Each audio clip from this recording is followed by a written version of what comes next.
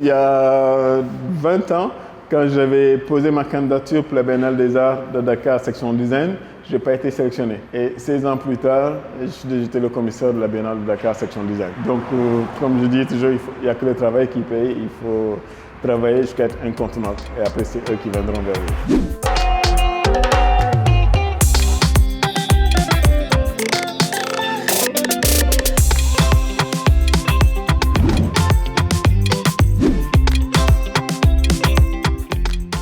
Là, c'est des fûts de pétrole en récupération que j'ai travaillé pour faire des rangements. Ça, c'est une nouvelle collection qui va bientôt sortir, c'est sur des plateaux. Je conçois la pièce directement dans ma tête. Une fois que c'est fini, je vais à l'atelier avec mes ouvriers et on commence à former les pièces. Et ils ne savent pas qu'est-ce que c'est au début. C'est à fur et à mesure que je travaille avec eux qu'on avance et qu'ils voient que c'est une chaise, c'est une table, c'est un plateau ou c'est une lumière. Pour moi, toute matière est noble et tout dépend de ce qu'on en fait. Ce qui est intéressant, les gens l'appellent récup, mais moi, je ne l'ai jamais appelé récup. Je l'appelle matière secondaire renouvelable. À la couleur, on est à Dakar. La couleur fait partie de notre univers. Quand tu sors, je travaille dans la rue en face de mon atelier.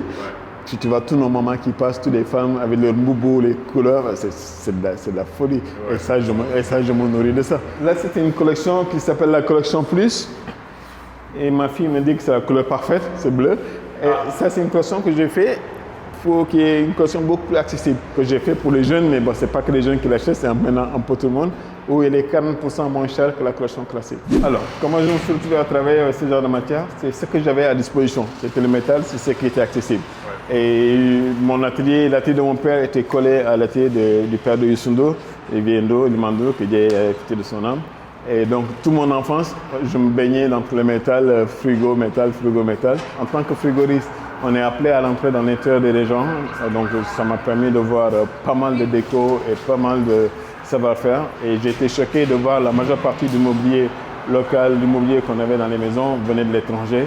Donc, il y avait un très grand besoin qui était là. Et donc, là, on est sur la collection Xanthophile. Là, c'est une assise où je voulais vraiment jouer avec le confort et l'assise, comment être bien sur l'assise, comment revisiter l'assise. Le design, c'est pas juste esthétique. Il faut que ce soit pratique, esthétique et confortable. Donc, ça fait partie de ma philosophie.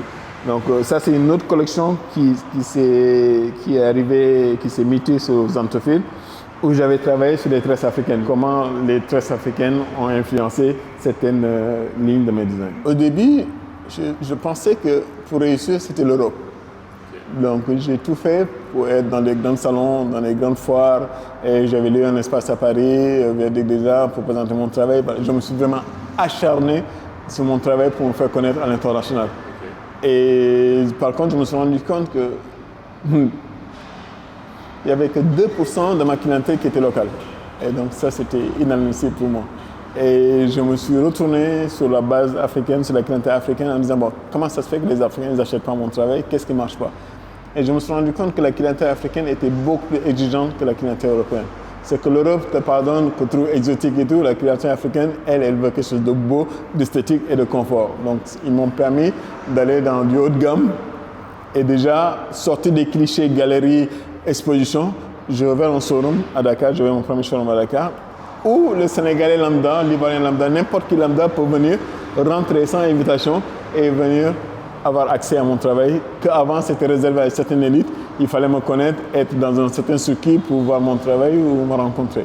Après, j'ai ouvert une deuxième boutique à Abidjan, l'année dernière, en janvier.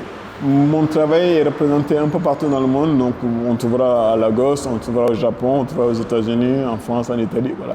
J'ai diffusé mon travail un peu partout.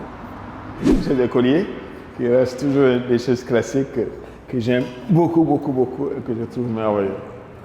Avec une simplicité bien vrai que j'aime pas l'école. Donc maintenant je peux dire que j'aime ces choses en n'étant plus à l'école.